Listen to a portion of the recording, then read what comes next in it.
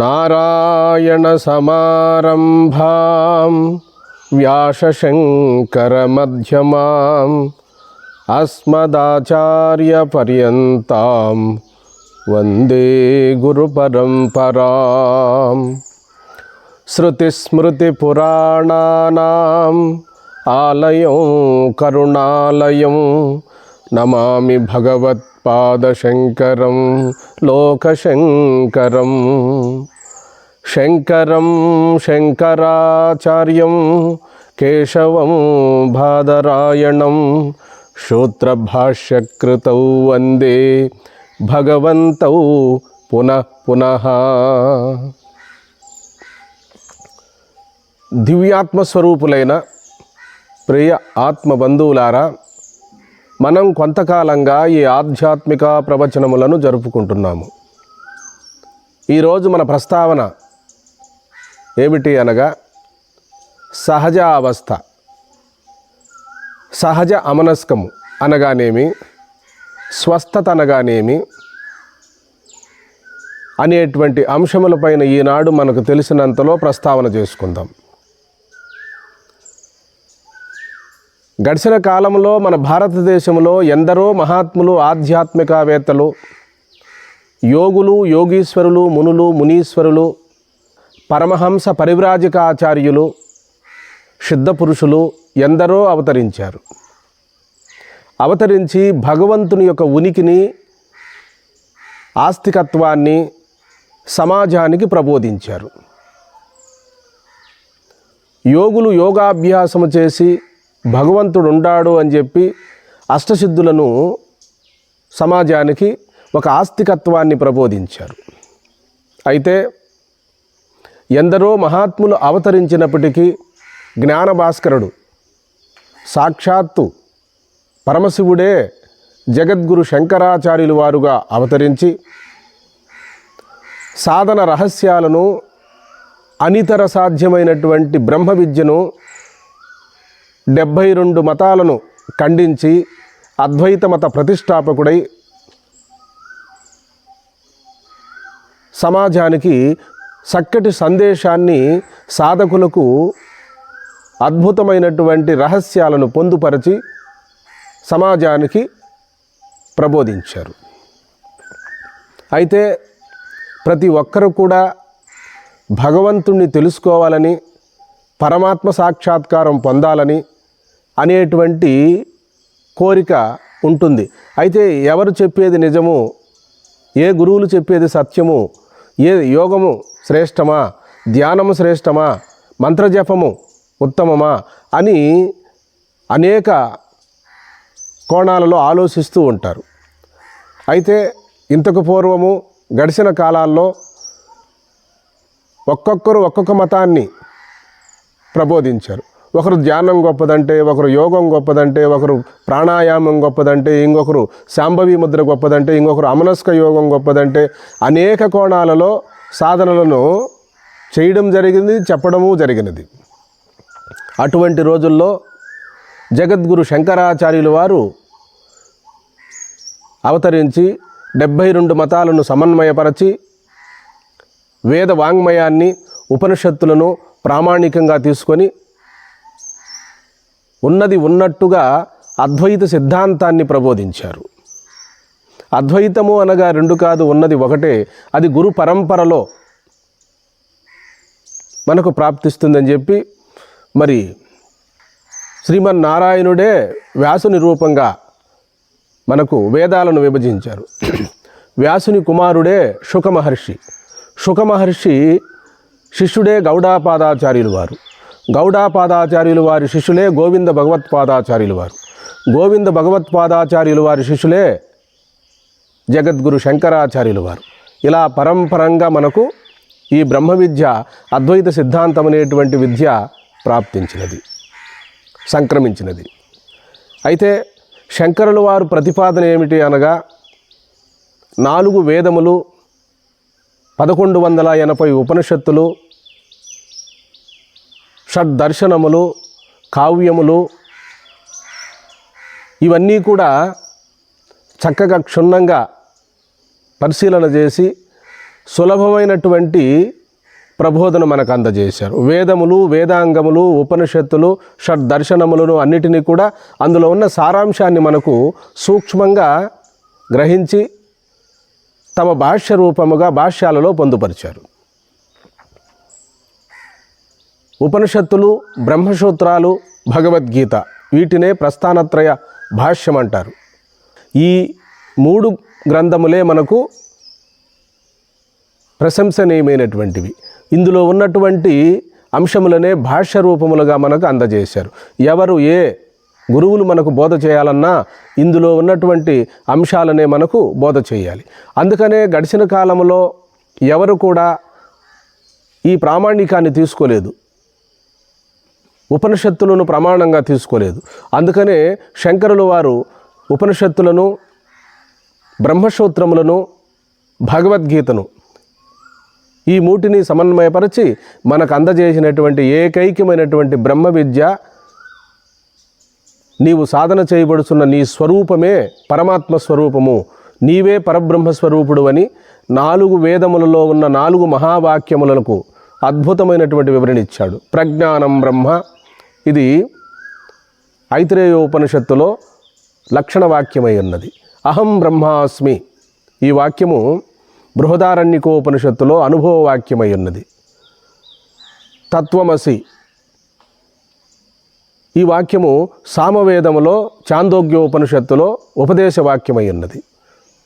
అయమాత్మా బ్రహ్మ అధర్వణ వేదములో మాండుక్యోపనిషత్తులో సాక్షాత్కార వాక్యమై ఉన్నది.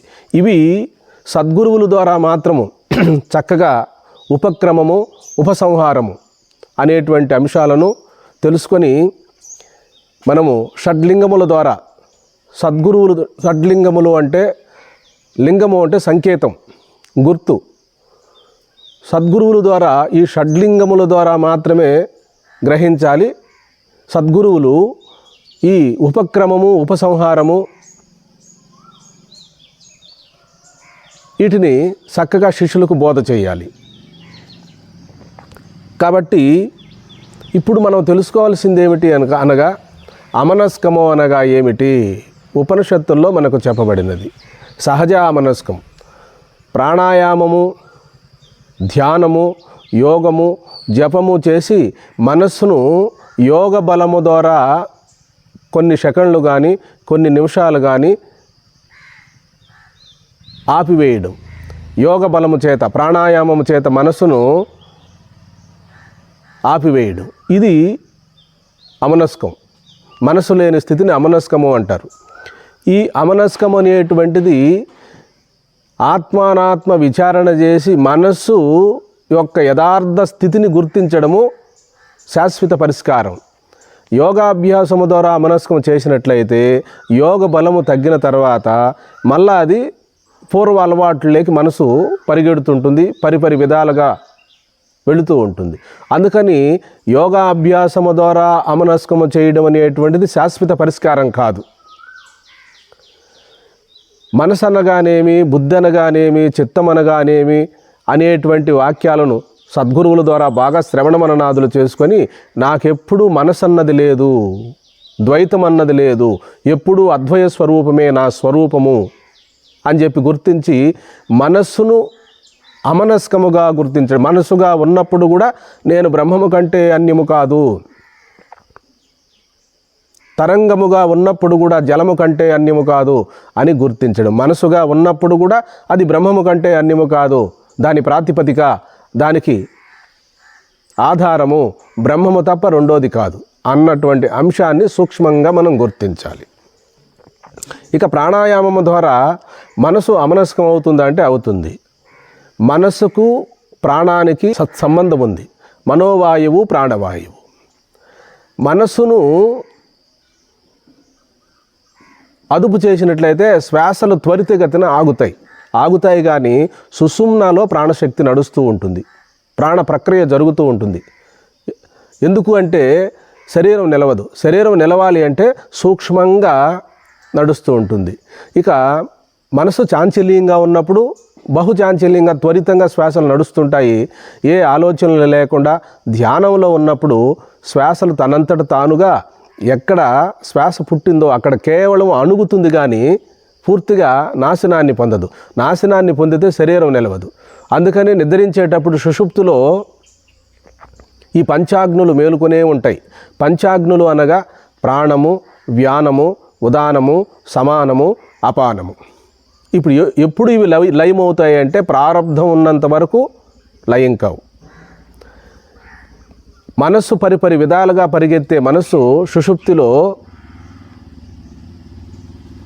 ప్రాణంలో లయమవుతుంది. మనస్సు ఈ ప్రారంధము ప్రాణాన్ని నిలిపి ఉంచుతుంది. ఇంద్రియములు, మనస్సు, బుద్ధి, చిత్తము అన్నీ కూడా ప్రాణంలో లయమవుతాయి. ప్రాణము దేంట్లోనూ లయం కాదు. కఠోపనిషత్తులో అన్ని ఇంద్రియాలు ఉపశమించగా మేలుకొన్నది ఏమిటి అంటే శుక్రం అంటాడు. శుక్రం అంటే బ్రహ్మము మేలుకొనే ఉంటుంది అని చెప్పడం జరిగినది. అయితే ఈ ప్రాణం ఎప్పుడు లయమవుతుంది అంటే ప్రాణస్య ప్రాణ మహాప్రాణములో లయమవుతుంది. మహాప్రాణంతో పోల్చుకున్నట్టయితే మనసు విశేషము, మహాప్రాణము సామాన్యం.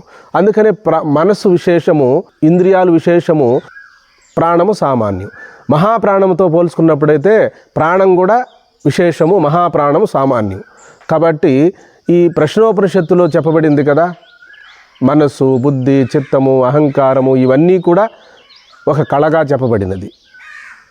కాబట్టి ఇవి చలిస్తూ ఉన్నంత వరకు ఆలోచన పరంపర కదులుతూనే ఉంటుంది. అందుకని ప్రాణానికి మనస్సుకు సత్సంబంధం ఉన్నది. ఏ ఆలోచన లేకపోయినా ధ్యానములో ఉన్నా కూడా ప్రాణము నిశ్చలమవుతుంది. నిశ్చలమవుతుందే కానీ సుషుమ్నలో నడుస్తూ ఉంటుంది. కాబట్టి మనోవృత్తులు, ప్రాణము రెండూ కూడా సత్సంబంధాలు ఉన్నాయి. కాబట్టి యోగాభ్యాసం ద్వారా ప్రాణం అణుగుతుందే కానీ నాశనాన్ని పొందదు. అయితే భగవాన్ శ్రీ రమణ మహర్షులు వారు ఏం చెప్తారు అంటే సమాధి స్థితిలోనూ, ధ్యాన స్థితిలోనూ, సుషుప్తి అవస్థలోనూ, మూర్ఛలోనూ ప్రాణము అణుగుతుంది కానీ మళ్ళా లేస్తుంది. శాశ్వత పరిష్కారం కాదు. ఆత్మానాత్మ విచారణ చేసుకొని ఇప్పుడే ఇక్కడే నేనేమిటి, ఆత్మ ఏమిటి, పరమాత్మ ఏమిటి అనే సత్యాన్ని గుర్తించి మనస్సు కాకుండా పోవడమే కానీ మనస్సు లేకుండా పోవడం కాదు. మనసు ఎప్పుడూ ఉంటుంది. శుద్ధమైన మనసే బ్రహ్మం అంటాడు. శుద్ధ బుద్ధియే బ్రహ్మస్వరూపము అంటారు. కాబట్టి యోగాభ్యాసం వలన మనసు అణుగుతుందే కానీ సంపూర్ణముగా నాశనాన్ని పొందదు. యోగ బలము ఉన్నంతవరకు అలా ఉంటుంది, మళ్ళా లేస్తుంది. సహజ స్థితి భగవాన్ శ్రీ రమణ మహర్షుల వారు నీవు నీ సహజ స్థితిలో ఉండుము. సహజము అంటే ఏ క్రియను ఆలోచించకుండా మనసుతో కానీ, బుద్ధితో కానీ, చిత్తముతో కానీ ఏ క్రియను ఆలోచన చేయకుండా ఉండడం. ధ్యానములో జపము కానీ, యోగము కానీ ఏమీ చేయకుండా కేవలము చిన్మాత్రుడై సాక్షిగా ఉండడము. అలాగే లౌకిక విషయాలలో కూడా, వ్యవహారములో కూడా అలా ఉండడం. ధ్యానములో అలా ఆరూఢాన్ని పొందగలిగితే వ్యవహారములో అలా ఉండడానికి సాధ్యమవుతుంది. కాబట్టి దాన్ని ఆరూఢ సిద్ధి అంటారు. ఏ పని చేస్తున్నా, ఎలా ఉండినా మనసు వృత్తిరహితంగా ఉండడం. వృత్తి సహితం మనసు, వృత్తిరహితం ఆత్మ. కదిలితే తరంగము, కదలకపోతే జలము. ఆ విధంగా నీవు నీ సహజ స్థితిలో ఉండుము. అలా చూస్తూ ఉండుము. కేవలము బ్రహ్మాకార వృత్తి. అయితే ఇక్కడ బ్రహ్మాకార వృత్తి అన్నది కూడా అంతఃకరణ వృత్తియే. అనేక వృత్తులతో పోల్చుకుంటే ఏకాకార వృత్తి శ్రేష్టం. అన్ని వృత్తులు పడిపోగా అభ్యాస బలము చేత బ్రహ్మాకార స్థితి, వేదాంత పరిజ్ఞానములో, ఆత్మానాత్మ విచారణలో ఈ బ్రహ్మాకార వృత్తికి ఎంతో ప్రాధాన్యత ఉంది. అన్ని వృత్తులను తోసివేసి ఏకాకార వృత్తిగా ఉండడము ఒక ఉన్నత స్థాయి. ఆ వృత్తిని కూడా జారవిడిచి కేవలము సహజ స్థితిలో ఉండడము.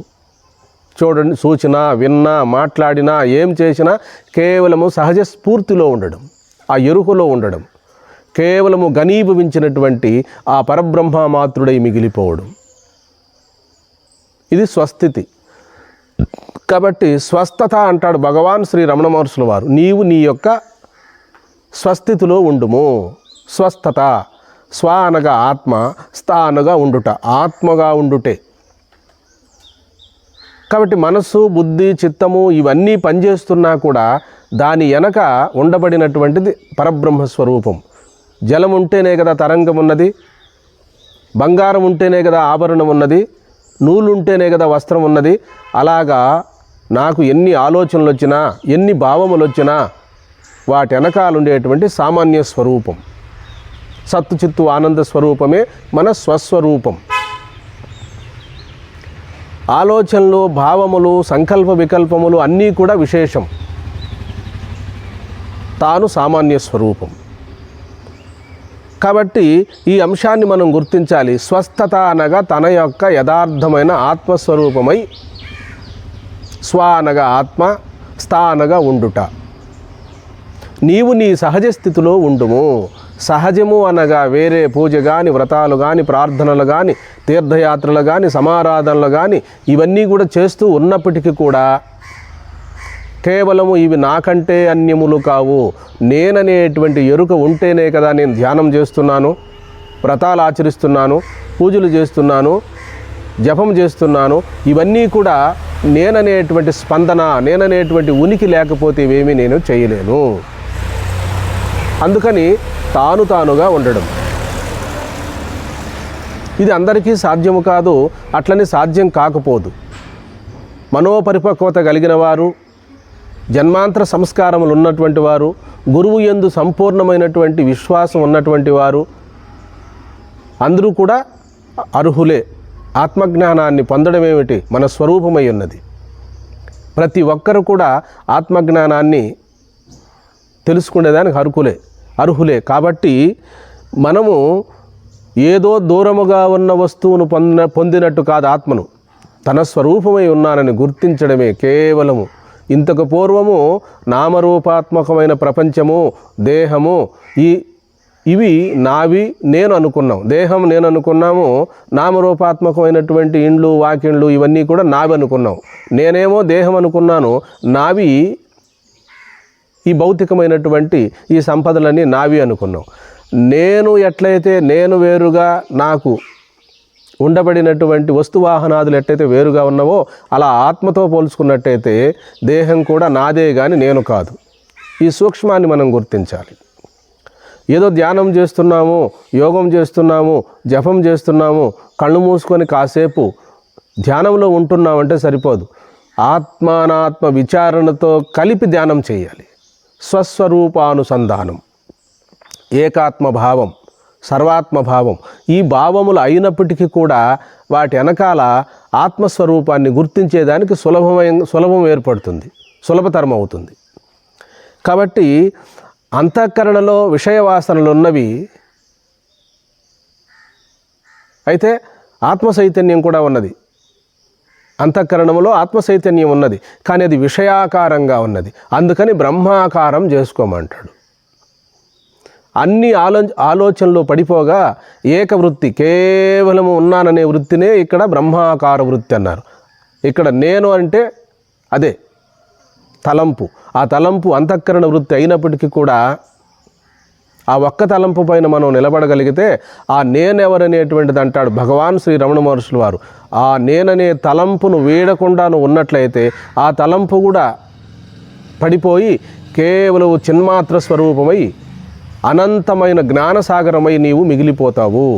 అదే నీ యథార్థమైన స్థితి. కాబట్టి ఆత్మ దేనికి విషయము కాదు, అది విషయి.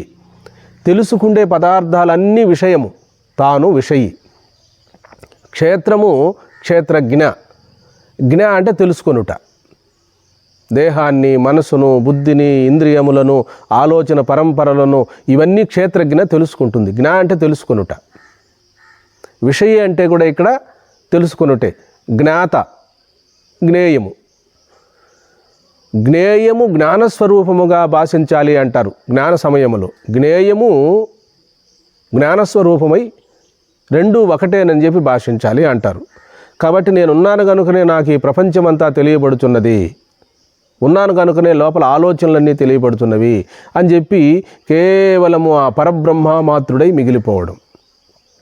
కాబట్టి ఏమి విన్నా, ఏమి చూసినా, ఏమి మాట్లాడినా, ధ్యానంలో ఉండినా, జపం చేస్తూ ఉండినా మూలమైన మన ఎరుకను విస్మరించకుండా ఉండడం, ఆ ప్రజ్ఞను కోల్పోకుండా ఉండడం.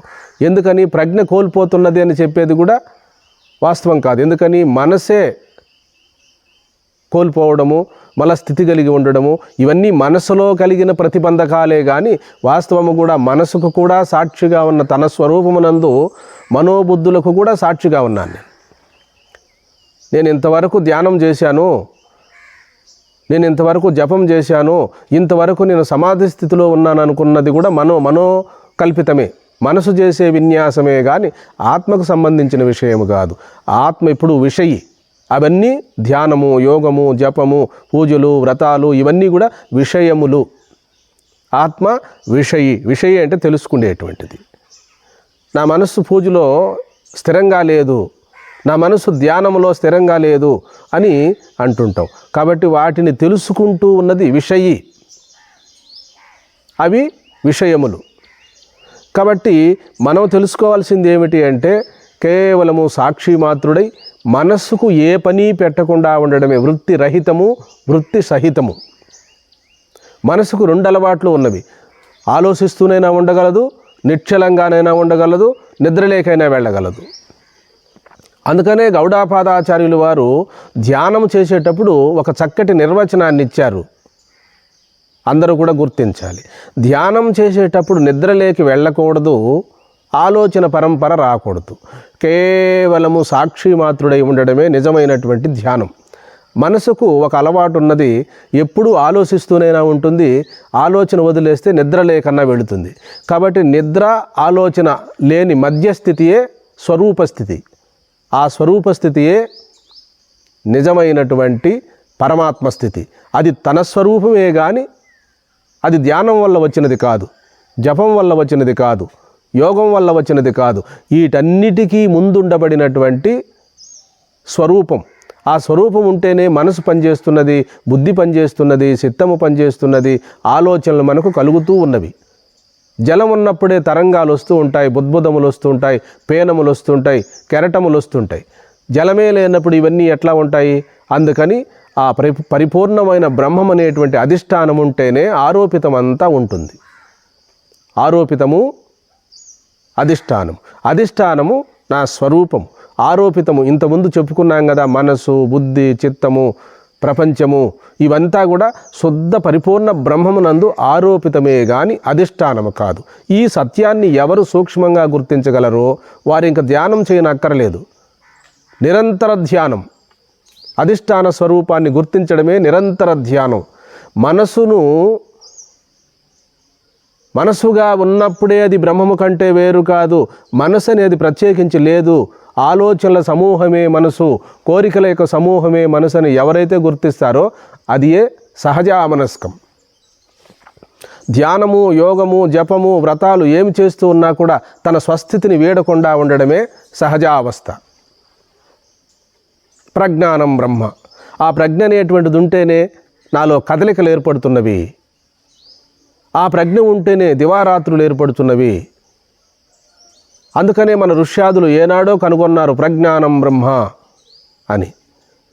కాబట్టి మనము వేదము చెప్పినదే మనం వినాలి. వేద ప్రామాణికముతో జగద్గురు శంకరాచార్యులు వారు సాధన చేయబడేటువంటి సాధకుని యొక్క ఆత్మ ఉన్నది. అది భూత వస్తువే కానీ, అది సిద్ధ వస్తువే కానీ సాధన సాధ్యము కాదు. సాధన చేసి పొందబడేటువంటిది కాదు. సాధన చేసి పొందబడేదంతా అనిత్యము, అసుఖము, స్థిరం కాదు అంటాడు. కాబట్టి మనము సూక్ష్మబుద్ధితో విచారించి ఎవరు చెప్పేది సత్యము, నిత్యము, శాశ్వతము. కొందరు ధ్యానము, యోగము, జపము ఇవన్నీ చేయమంటారు. ఇవన్నీ చేసేది కూడా మనోపరిపక్వత కొరకే. అవేం తప్పు కాదు. మనసు పరిపక్వత చెందినప్పుడు అది బ్రహ్మము కంటే అన్యము కాదు అని ఆత్మానాత్మ విచారణ చేసుకొని మనసును కూడా బ్రహ్మము కంటే అన్యముగా చూడరు. శుద్ధ బుద్ధియే పరమాత్మ స్వరూపము అంటారు. కాబట్టి ఆహార నియమం మనకు ఉండాలి, సమయపాలన ఉండాలి, ధ్యానము, యోగము, జపము, పూజలు, వ్రతాలు, సమారాధనలు ఇవన్నీ కూడా మనసులో ఉన్న మాలిన్యాన్ని తొలగించి పవిత్రమైనటువంటి బుద్ధి ఏర్పడుతుంది. అప్పుడు మహావాక్య విచారణ చేసుకొని ఆ సద్గురువులు బోధ చేసే సమకాలంలోనే నేను బ్రహ్మమై ఉన్నాను అని చెప్పి ఒక సంపూర్ణమైన విశ్వాసం ఏర్పడుతుంది, పట్టుదల ఏర్పడుతుంది, ఆత్మవిశ్వాసం ఏర్పడుతుంది. కాబట్టి ఇక్కడే ఈ జన్మలోనే మన స్వరూపమే బ్రహ్మం అని చెప్పి, రెండో పదార్థము నేను కాదని చెప్పి, దాన్ని తెలుసుకుంటున్న సాక్షిని నేను.